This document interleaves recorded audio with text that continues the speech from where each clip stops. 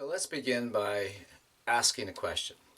Where is the difficulty really in a difficult life situation? Point to it. Now, don't point to your spouse. So when I did this exercise in front of my congregation, when we were in person, I would ask them, how many of you know of somebody who's dealing with a difficult life situation? Ask them to raise their hand. And a lot of people would raise their hands. And then I would ask the question, and how many of you know of somebody who is dealing with a difficult life situation? And everybody's hands went up. So let's just face it, during these times, we're all dealing with difficult life situations and circumstances. But then when I ask the question, where is the difficulty really, and point to it, I would say, now, don't point to your spouse. And everybody would have a little laugh. And then I had a person within the congregation said, the difficulty is here. And I found that very profound, because when most people identify the difficulty, they don't point to their head, they point to their heart, or they point to themselves. And this being the universal symbol right at the very center of our chest, this is who I am my heart. And yet when we really think about it, the difficulty in difficult life situations is not out there, but rather in our head. What we're making the situation mean, how we're having our life. And so as we recognize that there is a dynamic that happens whenever we are emotionally altered, whenever we're triggered, we naturally source our discomfort out there in the experience. We identify who's the matter with us or what's the matter with us. And whenever we source our discomfort or even our well-being, even when we are looking outside of ourselves for that which gives us a greater sense of feeling okay or safe, we're still sourcing our well-being or sourcing our discomfort out there in the outer experience, as opposed to recognizing that both our well-being and both our discomfort arise from within ourselves. So my talk is titled The Shadow Effect, and the shadow effect is very literally sourcing our discomfort or sourcing our well-being outside of ourselves. And when we understand that there is consequences associated with that conditioned response to when my life looks and feels against me, that when we recognize that when we source our well-being or source our discomfort in the outer, we're actually extricating ourselves from the dimension that we need to be linked to, connected to, that is about dealing with our own inner disconnect. So whenever our life looks and feels against us, we need to understand that it's mirroring a disconnect that we're having. So when we mistakenly believe that our life is against us, what do? Well, we push the experience away. Or we have somebody the matter with. We source our discomfort in a situation or circumstance.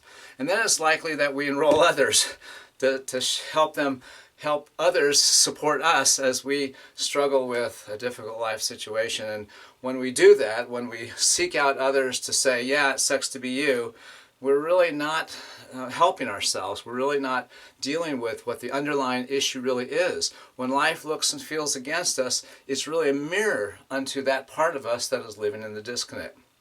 So let me ask you this question. How many of you got up this morning and looked into the mirror? And I would guess all of us do. But what did you do when you looked into the mirror? You tried to fix it, didn't you? Now, I know you didn't put makeup on the mirror, or I know you didn't try to suck in the reflection thinking that's going to make a big difference.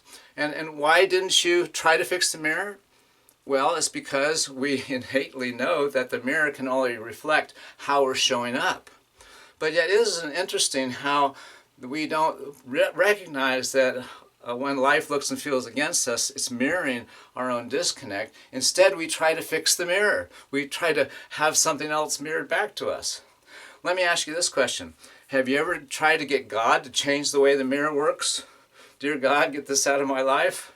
Well, I got to tell you, God has no problem with how your life looks and feels, because God knows your life looking and feeling as it is doesn't mean it's against you. It only feels that way because we've been conditioned to internalize what is happening in the outer, especially when it alters us emotionally, when it triggers us.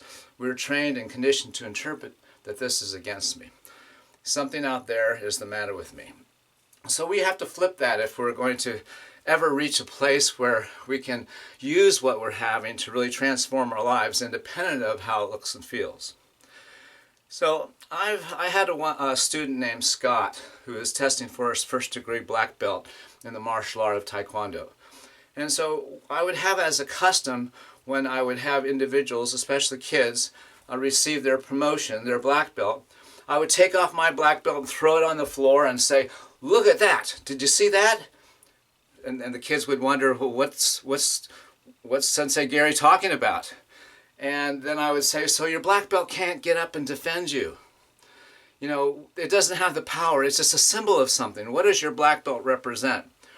So Scott says this: before I was a black belt, when I got into a fight, I had to fight because I was afraid. But now that I'm a black belt, I can walk away. For a 9-year-old to get that there's a distinction between being in a threatening situation and when you're afraid, having to have to fight, but yet being in that very same situation and instead being connected to some metaphor of one's own well-being and worth, which is what the black belt represents, there's a total different field of possibilities that emerge for a person. And it's so profound that this young person caught that at such an early age. As a martial artist, in the 40 years that I've taught and practiced martial arts, I've broken all my fingers, my wrists, my toes. I've had 5 broken ribs. I've been knocked out. I've been stabbed. I've been choked unconscious. I've been to the emergency room to be sewn up 3 times. All in the practice of martial arts. I've never been attacked. Similarly, in my career and profession as a minister, I've had my back stabbed, my butt kicked, my ego bruised, I've been raked over the coals, been pounced on. I mean, isn't it interesting the metaphors we use to describe how our life is, how the world treats us?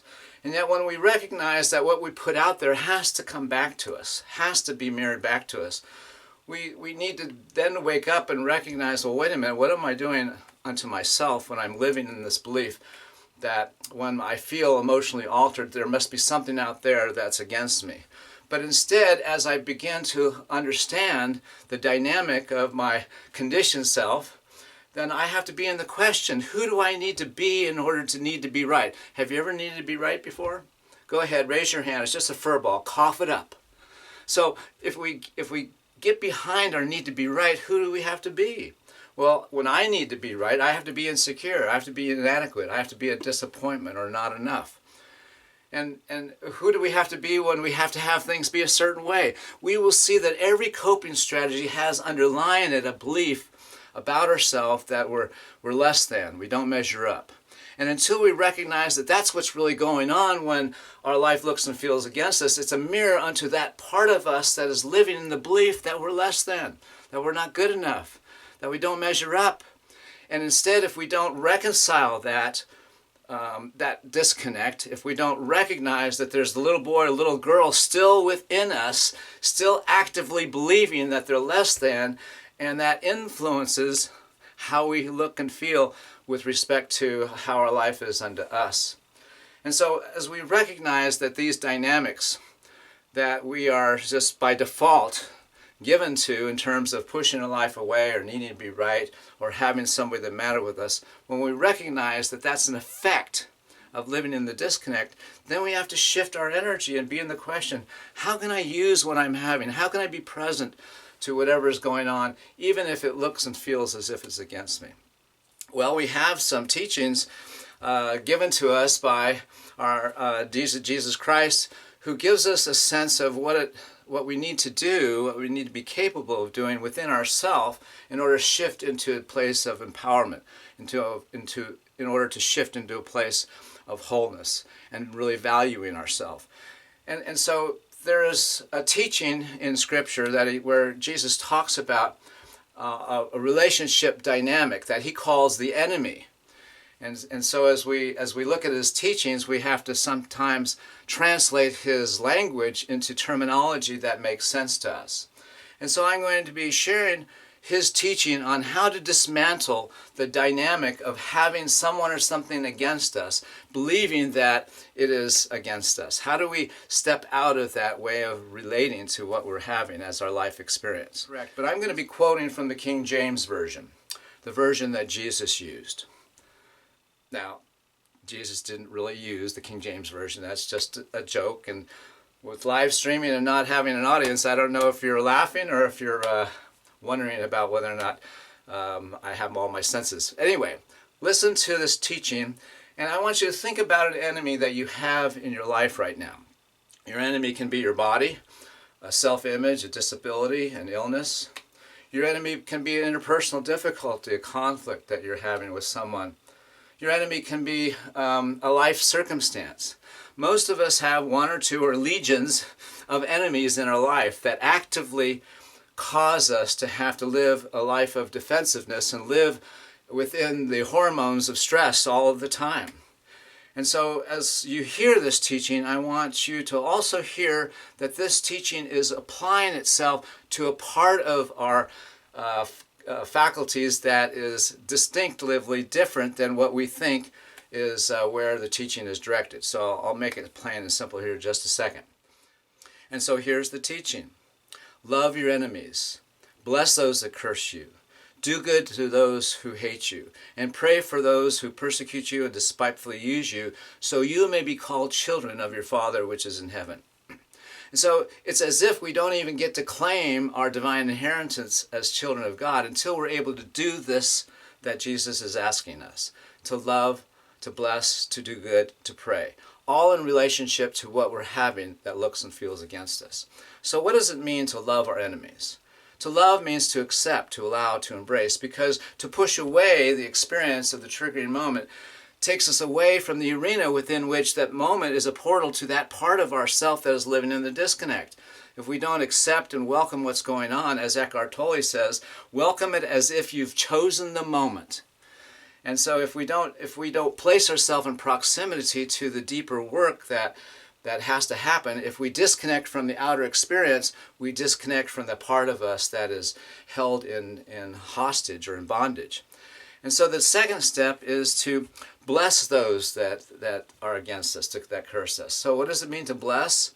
It means to endow the situation with the capacity to be good in our life. It could be said that blessing a situation, saying that which man meant for evil, God meant for good, is the highest demonstration of our faculty of faith. It doesn't get any more profound than to say that which is meant for evil is actually really meant for my good.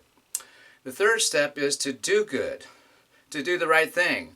And mostly our effort is to try to do something that helps us free ourselves from the outer discomfort. But when we be in the question, what is mine to do? What is the right thing to do? It has to come from a different place in us. You see, this teaching is not for our heads. It's for our hearts. Because our head says, love the enemy. What's up with that? I don't want to love the enemy. I don't want to love this that makes me feel so crummy.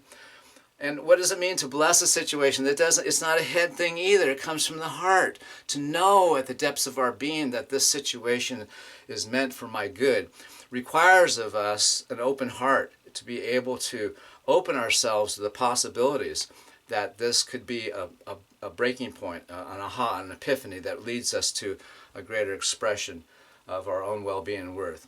Then finally, Jesus says to pray for those who despitefully use you and persecute you, so you may be called children of your Father which is in heaven. And so to pray may seem to be easier. You know, we think, oh, dear God, get this out of my life. But that's not the prayer that Jesus is intending us to pray. Let's think about the prayer that he prayed when he was in a situation where, by all intents and purposes, we could rightly say that his crucifixion was against him. I mean, he could have gone to victim, but he didn't. He went to a place where he acknowledged that this situation was an effect of the disconnect.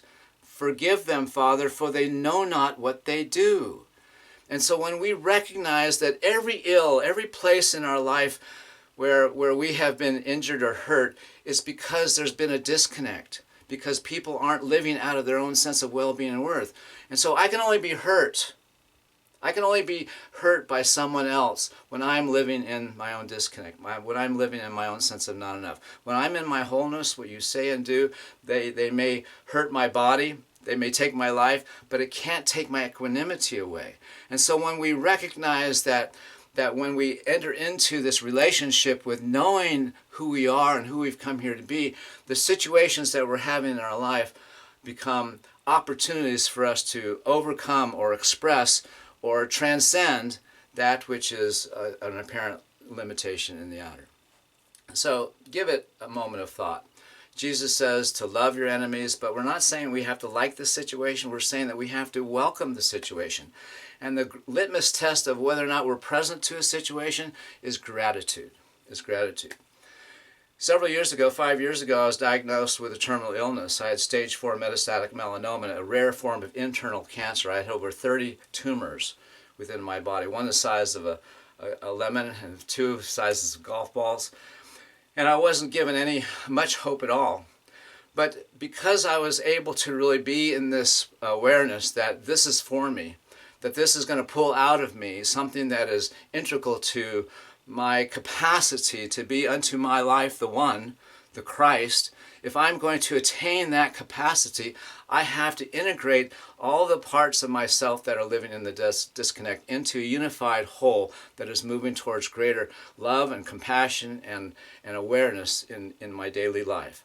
And so my process was to use medical marijuana because it's legal here in Washington State, and I was able to, in 3 months, completely rid myself of all my tumors by ingesting huge amounts of THC.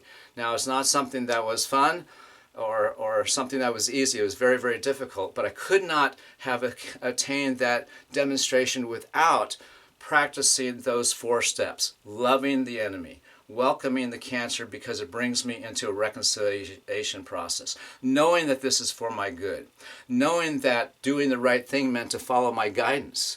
And so I did something that was not traditional, something that most people aren't interested in or willing to do, but yet my guidance was such that it enabled me to arrive at a place where I could reap the benefits of medical marijuana. And then finally, the idea of taking it all to prayer and releasing all of the aspects of my life that is holding as responsible for where I am and why I am the way I am. I had to let it all go. And you can let it all go too. It's just that we have to come to terms with how we're having our life. And so, friends, I leave you with this. Remember that while God is in charge of our life, it's up to us to take charge and ownership of how we're having our life. And so when we reach a place when we can open our hearts and minds to the truth of who we are, then we welcome whatever is happening, because whatever we have is our abundance. God bless.